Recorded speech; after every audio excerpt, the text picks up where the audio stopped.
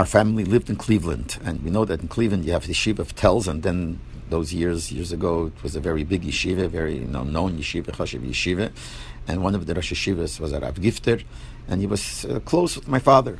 So I remember once by a chassan, after the chuppah, Rav Gifter tells my father he wants to talk to him. And they went to the side, and I was even there. I don't remember why I was there, but I was there, and I was watching from far, and he was standing for a long time and talking. And when he was telling him was that he should know that we're not against Lubavitch. Adrabah, we have the greatest respect for the Rebbe.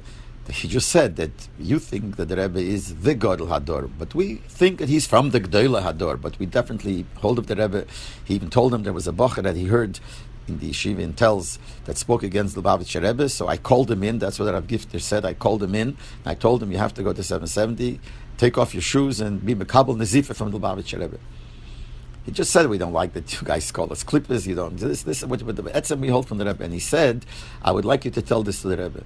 So next time when my father was in Yechidus, this was after Simchas Torah, so he went into Yechidus, and after he finished his own personal things, he says to the Rebbe, I have a shlichus to speak to the Rebbe, to tell the Rebbe from Rav Gifter. So the Rebbe listened, and he started telling him everything that Rav Gifter said.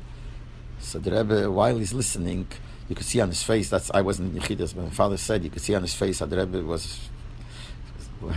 liked it, and the Rebbe Saiba Fabrengen, Saiba Yechidus didn't sit back on his chair. He would sit on the edge of the chair.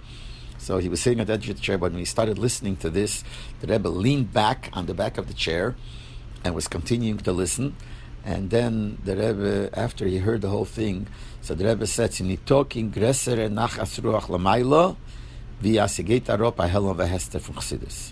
no greater pleasure Lamaila than when a certain Helam Hester Nachsidus goes away.